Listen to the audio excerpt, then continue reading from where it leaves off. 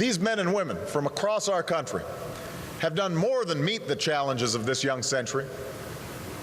Through their extraordinary courage and confidence and commitment, these troops and veterans have proven themselves as a new generation of American leaders. And while our country has sometimes been divided, they have fought together as one. While other individuals and institutions have shirked responsibility, they have welcomed responsibility. While it was easy to be daunted by overwhelming challenges, the generation that has served in Iraq has overcome every test before them. They took to the skies and sped across deserts in the initial charge into Baghdad. And today we're joined by an infantryman who was there as part of the 101st Airborne Division. Sergeant Nicholas Bernardi is here.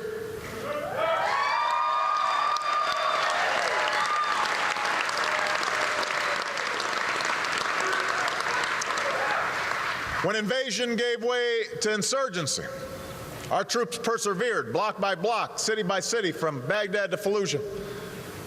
As a driver in a transportation company, this soldier endured constant attacks but never wavered in his mission, and we thank Sergeant Dan Kanabi. Thank you, Dan.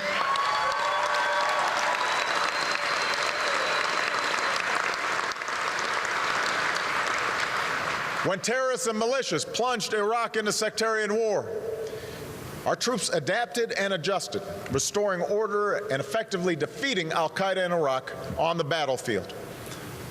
And among those who served in those pivotal days was a scout with the 1st Cavalry Division, Specialist Matt Seidel.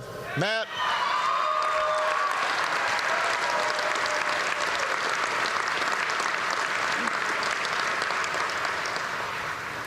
For each of these men and women, there are countless others. We honor them all. Our young enlisted troops and non-commissioned officers who are the backbone of our military, the National Guardsmen and reservists who served in unprecedented deployments,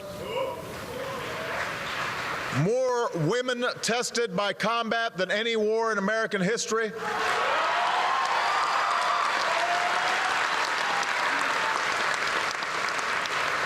including a Marine here today, Sergeant Patricia Ruiz. Patricia.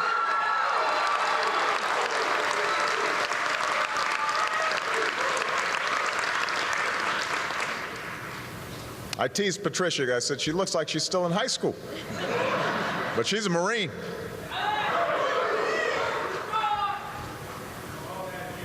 And we salute the families back home. They too have sacrificed in this war.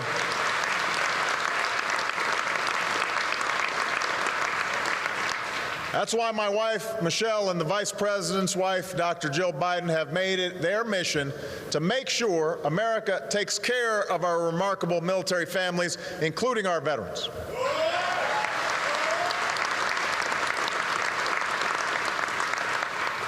Now, this summer, tens of thousands of our troops in Iraq are coming home. Last week, Vice President Biden was at Fort Drum to help welcome back members of the legendary 10th Mountain Division. Families are being reunited at bases across the country, from Fort Bragg in North Carolina to Fort Riley in Kansas to Fort Lewis in Washington. And in this season of homecomings, every American can show their gratitude to our patriots who served in Iraq. As we do, we are humbled by the profound sacrifice that has been rendered. Each of the veterans I've mentioned carried with them the wounds of this war. And as a nation, we will honor forever all who gave their lives, that last true measure of devotion, in service in Iraq. Soldiers, sailors, airmen, Marines, Coast Guardsmen, active, Guard, Reserve. Even as we end the war in Iraq, even as we welcome home so many of our troops, others are still deployed in Afghanistan. So I want to remind everyone, it was Afghanistan where al-Qaeda plotted and trained to murder 3,000 innocent people on 9/11. It is Afghanistan and the tribal regions of Pakistan where terrorists have launched other attacks against us and our allies. And if Afghanistan were to be engulfed by an even wider insurgency, al-Qaeda and its terrorist affiliates would have even more space to plan their next attack. And as President of the United States, I refuse to let that happen.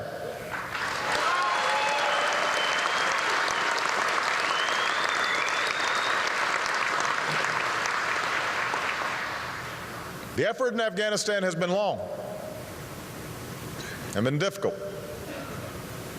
And that's why, after years in which the situation had deteriorated, I announced a new strategy last December, a military effort to break the Taliban's momentum and train Afghan forces so that they can take the lead for their security, and a civilian effort to promote good governance and development that improves the lives of the Afghan people, and deeper cooperation with Pakistan to root out terrorists on both sides of the border.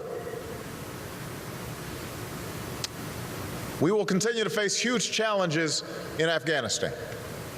But it's important that the American people know that we are making progress and we are focused on goals that are clear and achievable.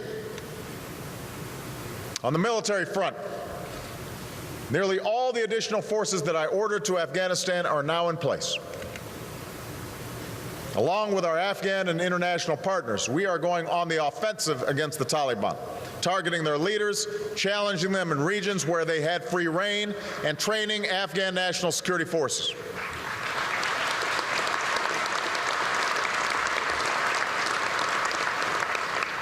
Our thoughts and prayers are with all our troops risking their lives for our safety in Afghanistan. And on the civilian front, we're insisting on greater accountability, and the Afghan government has taken concrete steps to foster development and combat corruption, and to put forward a reintegration plan that allows Afghans to lay down their arms.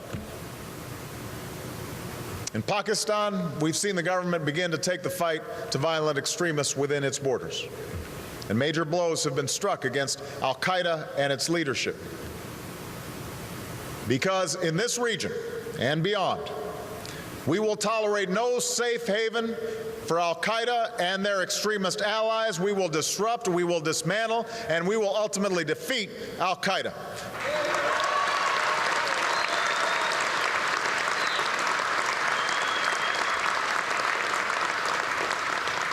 And we will give our troops the resources and the equipment to get the job done and keep our country safe.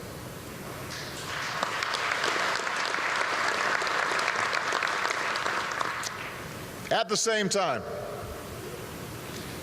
every American who has ever worn the uniform must also know this: your country is going to take care of you when you come home.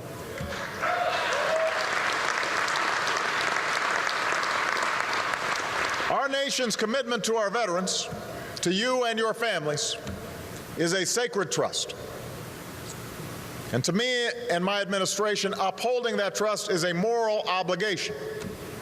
It's not just politics. That's why I've charged Secretary Shinseki with building a 21st century VA.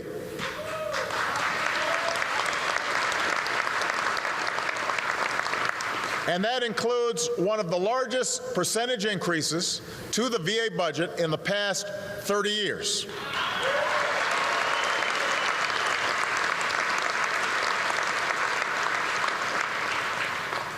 We are going to cut this deficit that we've got, and I've proposed a freeze on discretionary domestic spending. But what I have not frozen is the spending we need to keep our military strong, our country safe, and our veterans secure. So we're going to keep on making historic commitments to our veterans.